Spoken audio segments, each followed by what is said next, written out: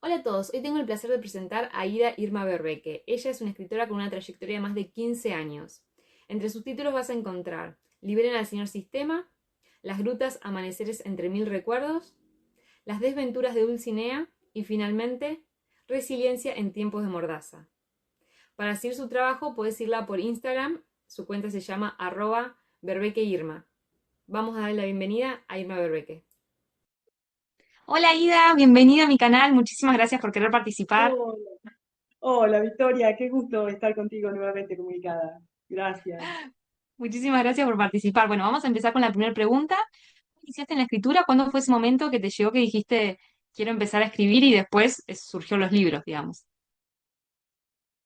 Bueno, si me voy a remontar a los primeros textos así reconocidos, tendría que irme a la escuela primaria, porque en el último grado, que en ese momento era sexto grado, viste que no había séptimo en la época en que yo iba a la escuela, que hace muchos años, se hacía primero inferior, primero superior y después iba a segundo. Eran siete, sí, pero no era séptimo. Digo, en sexto grado yo participé de un concurso de escritura que gané un premio. Se me regalaron en ese momento libros y me acuerdo de los títulos porque quedaron archivados, maquillados y allá muy lejos en la memoria, ¿no? Pero después siempre escribí géneros cortos, viste, como las cartas de lectores. Digo, a nivel social me relacioné con el público a través de cartas de lectores. Esas fueron mis primeras publicaciones. Qué lindo. ¿Y tus Bueno, historias de dónde surgen? ¿Eh? bueno, esto te quiero decir. Entonces, las publicaciones esas aisladas, que cada tanto salían en el diario de mayor tirada en la región, que es el diario Río Negro, en ese momento yo publicaba en Río Negro, eran referidos a temas sociales, ¿no? Temas de interés general. Generalmente educación, política, sociología, ¿viste? Siempre temas que llamaron la atención. Qué sé yo. Por ejemplo, una frase de Maradona cuando habló del Vaticano y habló insultando, yo publiqué una carta de lectores que se llamó en ese momento y se replica en el primer libro, Diego versus Iglesia. O sea, eran temas, viste, que, bueno, que en la sociedad tenían un interés particular, digamos, viniendo de Maradona y refiriéndose a la iglesia, por ejemplo, tema que a mí también me interesaba. Bueno, y así durante 14 años publiqué cartas de lectores que después fueron seleccionadas, digamos, las más significativas pasaron a ser parte de la primera obra que se llama Liberen al Señor Sistema. Pero bueno, en ese transcurso de 14 años, yo fui a la escuela secundaria para hacer la secundaria, tercer y cuarto año, y cuando me recibí en quinto dije quiero seguir estudiando, fui a la universidad. Cuando me recibí de profesora en lengua y comunicación oral y escrita en la Universidad de Comahue, ahí dije tengo suficiente material para publicar una obra, ¿viste? Bueno, justamente estos días me estaba acordando y me acordé de vos porque sabía que íbamos a tener esta charla y le mostraba a mi nieta y las visitas, porque vino con amigas a casa.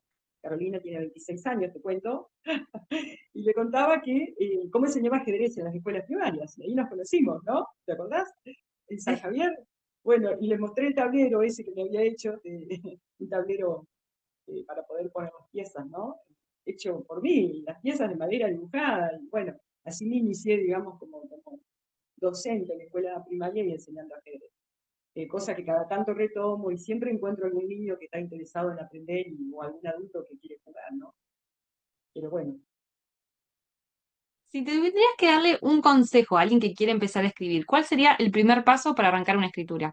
En este caso, tus cartas de autor o tus libros, para lo que bueno, vos haces. hay muchas, claro, qué sé yo, viste que en la adolescencia también se despiertan muchos niños o niñas esa necesidad de decir cosas que no se pueden expresar oralmente, pero que siempre un papel y un lápiz te sirve de ayuda. Buscás canalizar las emociones y lo que querés decir y no te atreves porque en ese momento, bueno, yo también, o sea, después de haber tenido ese, porque a veces me olvido de ese premio de la escuela primaria, pero evidentemente ya estaba marcando en mí una vocación, ¿viste? Y además el tener una docente como Marina Oro, a quien yo nombro, reivindico y le agradezco que me haya incentivado en ese camino de la escritura, ¿viste? De la expresión, porque cuando de niños tenés cosas para decir, pero no las decís porque no estás preparado para decirlas, y el contexto no te favorece, porque depende de la familia, ¿no? Hay niños que se expresan naturalmente, libremente, bueno, los parlanchines se notan también en el andar, ¿viste?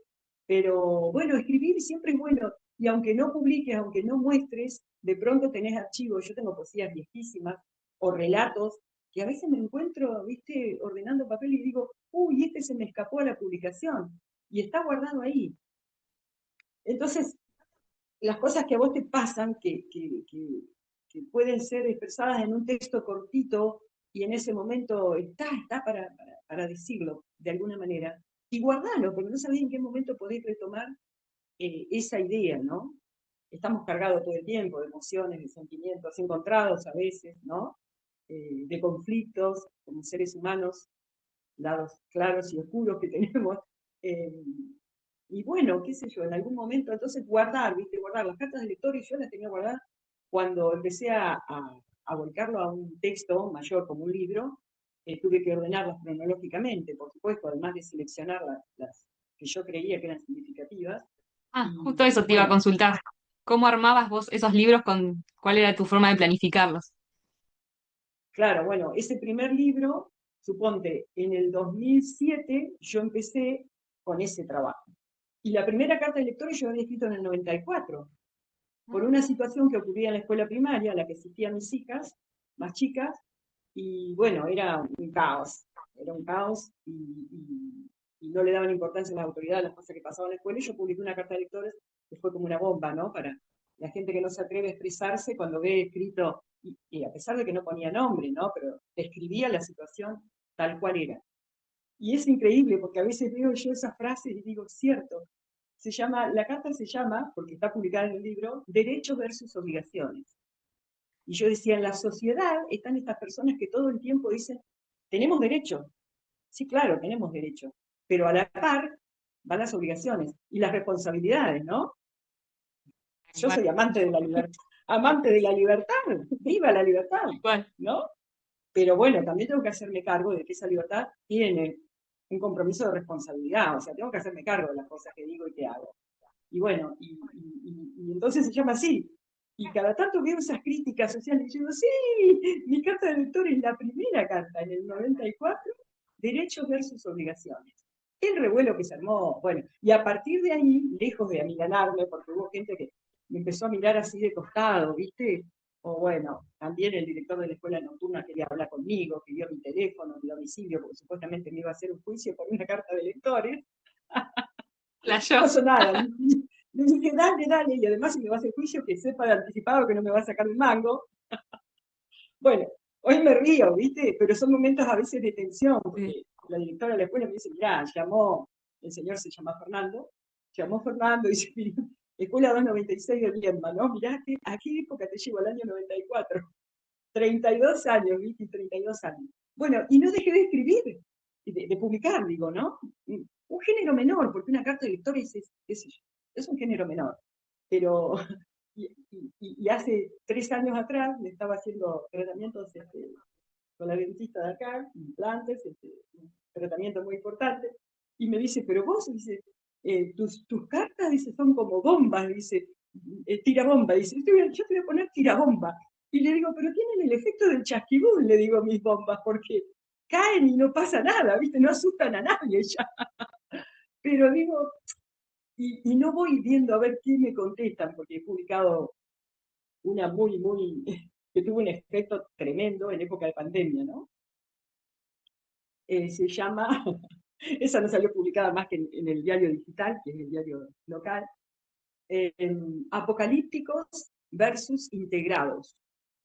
Porque en algún momento alguien me dijo, tenés que empezar a publicar, ¿viste? Porque le gustan mis textos cortos y además porque provocan esto en el lector, ¿viste? Y la literatura es eso, es provocar en el otro. Si no provocas nada, no pasa nada, digo, no hay literatura. Entonces, motivada por esto, este reinicio de escritora de cartas de lectores, me mandé en el 2021 una carta de que, bueno, había tanta alarma de que no podía abrirse la temporada de verano porque iba a quedar el tendal de muertos, ¿viste? Y enfermos. Y yo dije, no va a pasar nada. No va a pasar eso, no se preparen para la tragedia porque no va a ocurrir. Bueno, esa carta tuvo un rebote pero fue tremendo, demoledor. Me lo decía la dentista. Te están dando con un caño, Irma, te están dando. Digo, mirá, yo cuando escribo algo no voy a ver qué dice la gente, porque en realidad digo lo que pienso y más allá de lo que, viste, cuál sea el resultado.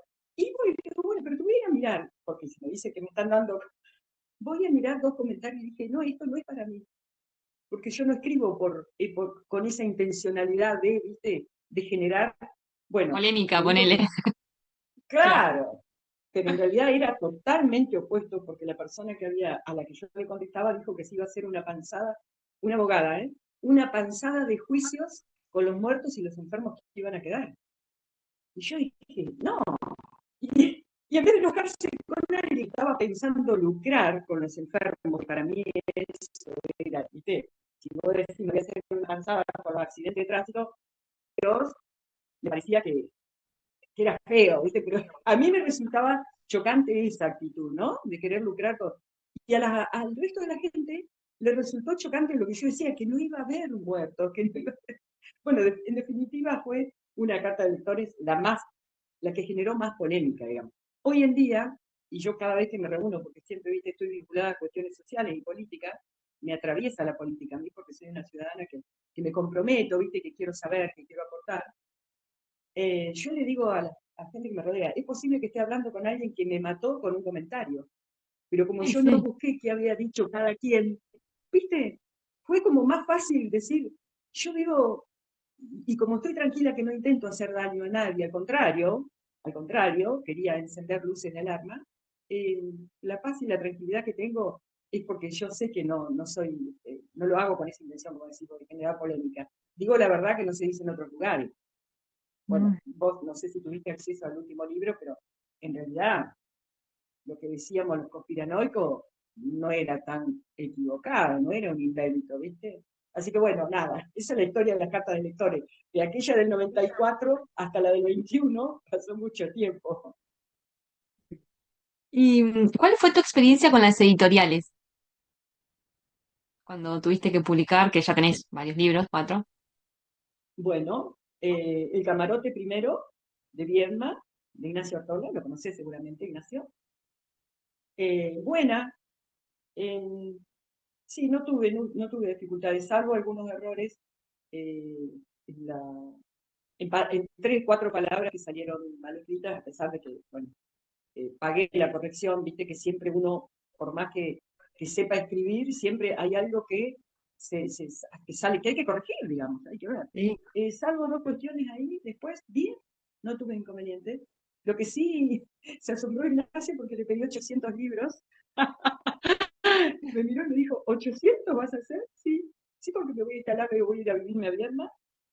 Perdón, estábamos en Vietnam evitando, pero me estoy viviendo en las grutas, le digo, y yo sé que los voy a vender. Sí, sí, 800 libros. Bueno, todavía los estoy ofreciendo y al no distribuir en librerías, porque no en dos o tres lugares nada más, siempre tengo, ¿viste? El Liberen al Señor Sistema es un libro convocante también, porque yo lo ofrezco, lo muestro, cuento brevemente de qué trata y digo que en realidad lo que quiero es decir, con ese título, vos fíjate que me lo censuraron en época de pandemia, ¿no? Censuraron Ah, la mira. tapa. Después cuando te muestre la tapa vas a ver por qué. Como yo escribo en contra del sistema, pero a la vez, la paradoja es que digo, liberen al señor sistema, porque todo el tiempo había gente que le echaba la culpa al sistema de las carencias o de los errores o de las cosas que no podemos resolver nosotros, ¿viste? Entonces digo, el sistema te condiciona, pero no te determina. Tal No cual. te determina el sistema, ¿no?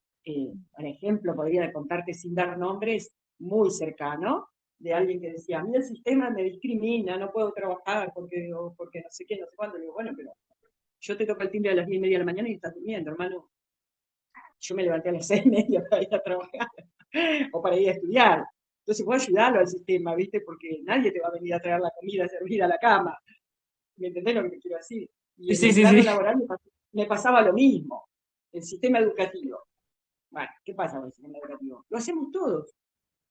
Y como yo tuve que estudiar de grande porque no había escuela secundaria en mi pueblo, sé lo que es para una persona que quiere progresar, que se sabe, a ver, porque yo sabía que podía estudiar algo, ¿viste? Que quería, que tenía vocación docente desde los 13 años. Pero en Maquinchón no había escuela secundaria. Entonces, como yo sufrí la ausencia de la escuela, cuando más necesité un título, necesité trabajar, sé lo que es para cualquier chico, ¿viste?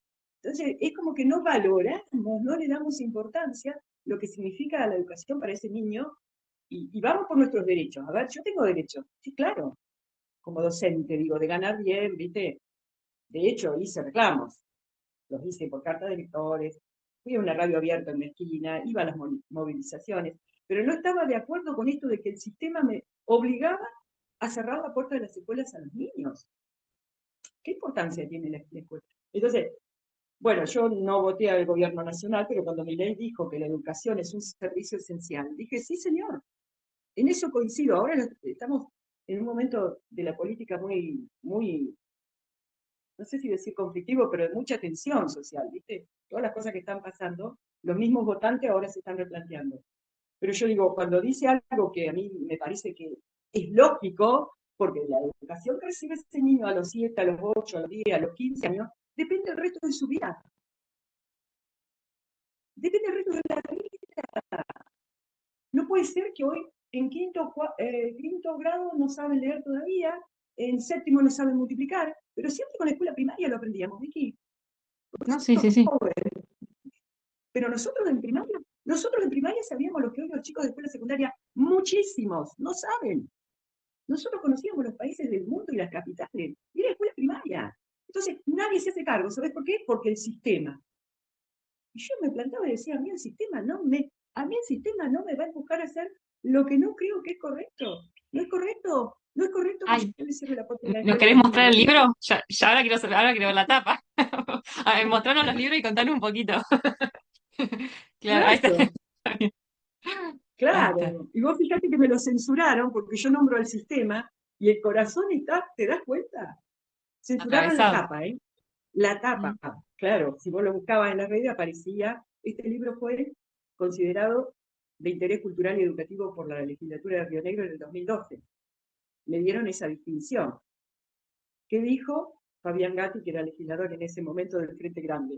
Me dice, uno puede estar de acuerdo o no con lo que vos decís, pero el coraje, dice, yo lo que admiro es el coraje que tenés para decirlo. Pero es que si yo no estoy lastimando a nadie con lo que digo, estoy diciendo lo que yo creo que es importante.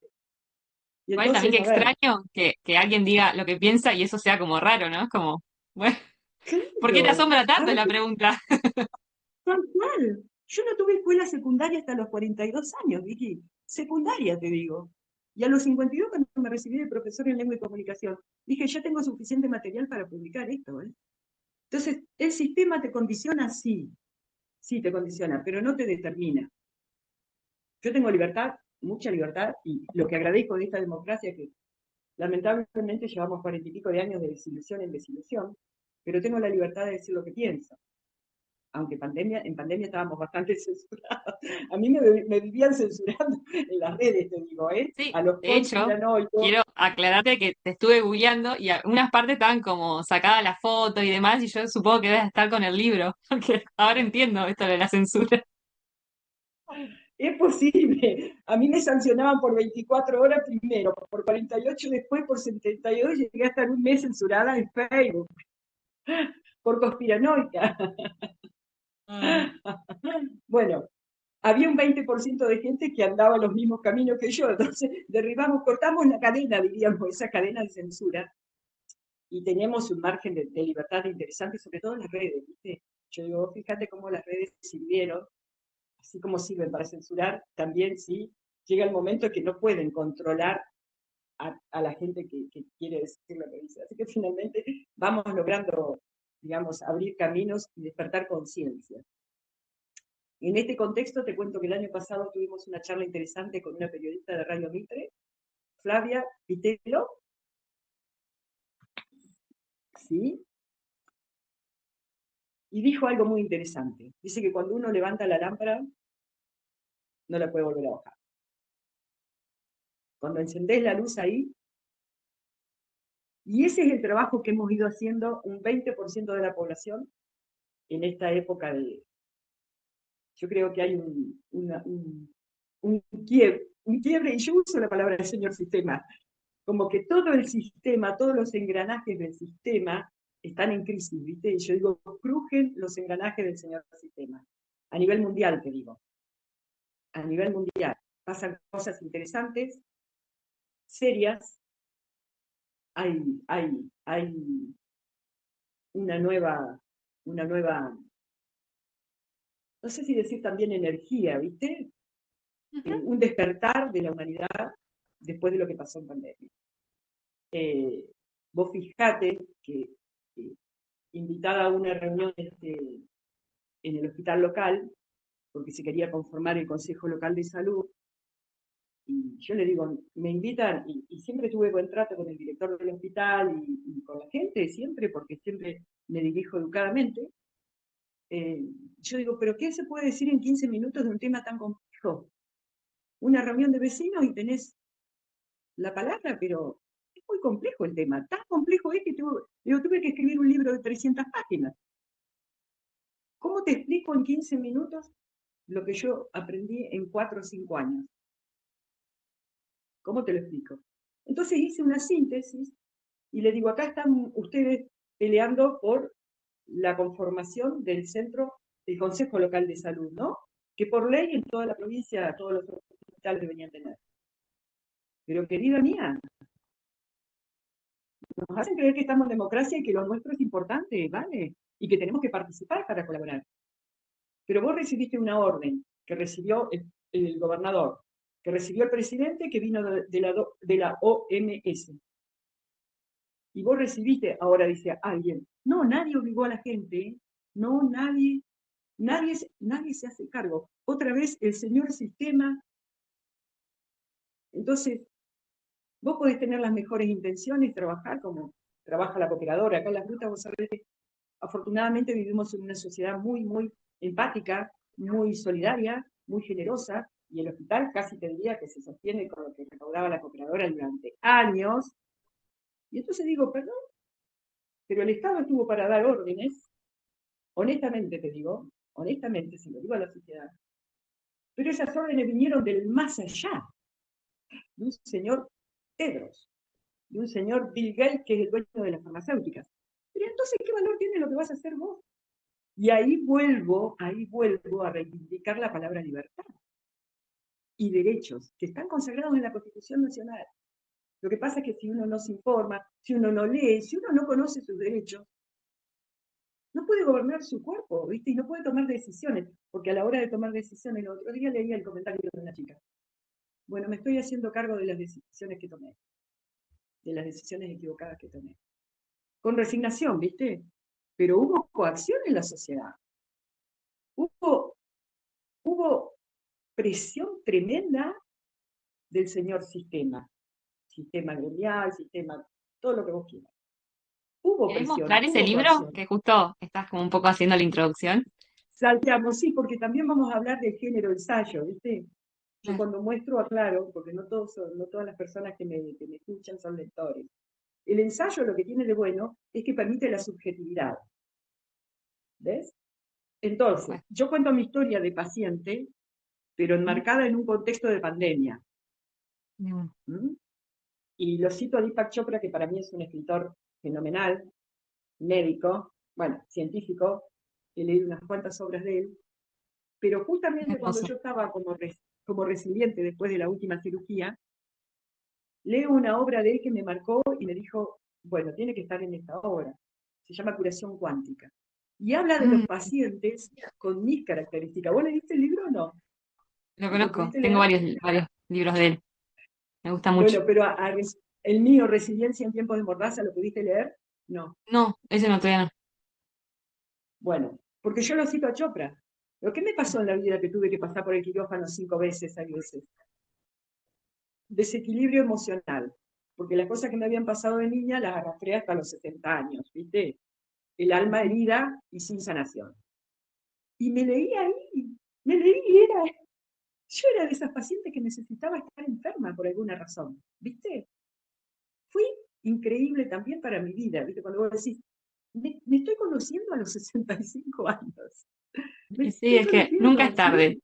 Y creo que la escritura ayuda un montón para eso también, para conocernos. La- Totalmente, la escritura y ¿sabes qué? Vi que la introspección, Sí, sí, obvio. porque cuando el oncólogo me dice qué enfermedades de base tengo, el doctor Silva en Cipolletti, y yo le empiezo a contar las cirugías que tengo desde el año 79. Y me dice, no, no, no cirugías, enfermedades de base, ¿viste? Si soy hipertensa, bueno, todas las enfermedades que sabemos que crónicas que tiene mucha gente. Y yo no tenía ninguna de las 5 que me nombró. Dice, yo soy una persona sana, absolutamente sana, que por una razón emocional, ¿viste? Necesita estar enferma. Y dije, a partir de ahí no me enfermo, no más, ya no, no, no. Y tengo que sanar mi alma. Genial. Y tengo que reconciliarme con el pasado, ¿viste? Y decir, bueno, lo que pasó, pasó. Yo de aquí en más me Tal cual. propuse no enfermarme más. Qué lindo. También escuchando a mi hija mayor, te digo, ¿eh?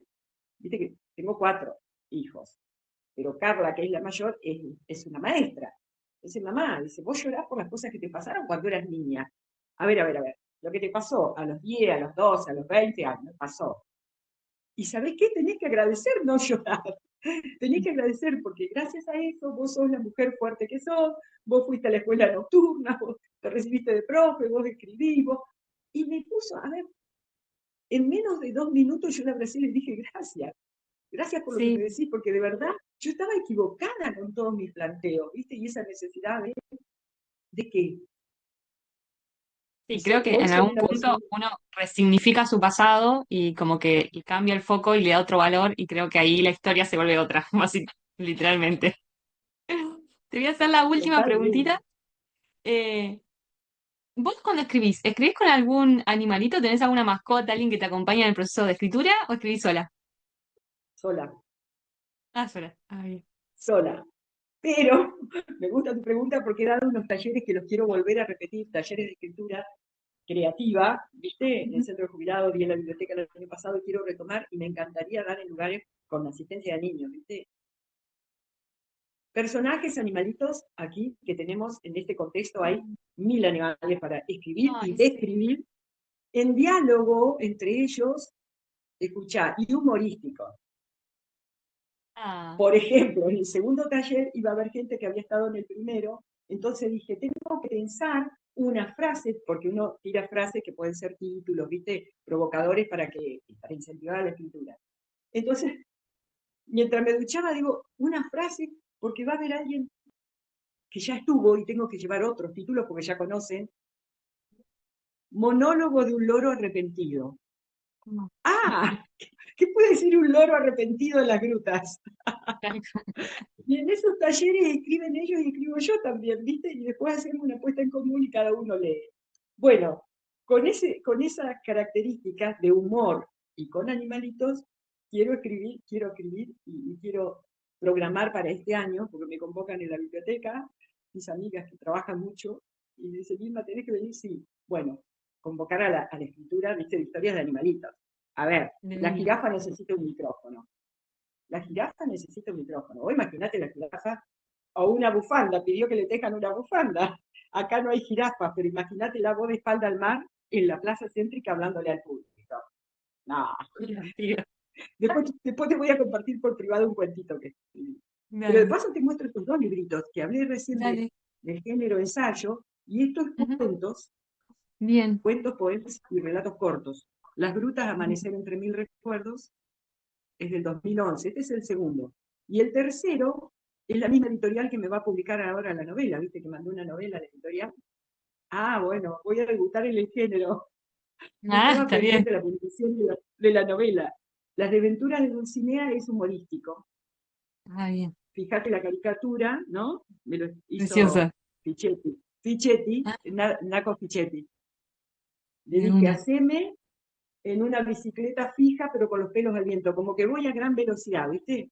Y mira, y me hizo, la Perfecto. receta es muy prolija, pero estoy linda igual, bueno, ya está. Así que esto es literatura ficcional, ¿viste? Bárbaro. Especial para niños y jovencitos que recién se inician en la literatura. ¿Eh? Muy bien. Bueno, Esto se muchas aleja gracias sustancialmente del de la claro, otra. ¿viste? Tenés ahí para elegir diferentes tipos de literatura. Bueno, Sí, mil totalmente. gracias por tu tiempo. Y los lectores, bueno, te iba a decir por último, ¿no? Que los Sí, sí, lectores me sí. dicen, pero no escribiste novela porque mi vida es algo así novelesca, ¿no? Y bueno, y ahora sí voy a tener una novelita para ofrecer, si Dios quiere, en 2 meses o 3. Vicky, la Bárbaro. agradecida soy yo por este espacio, Mil ¿eh? gracias por tu tiempo y Abrazo enorme a tu la sabiduría. distancia. Gracias, Mil gracias. gracias.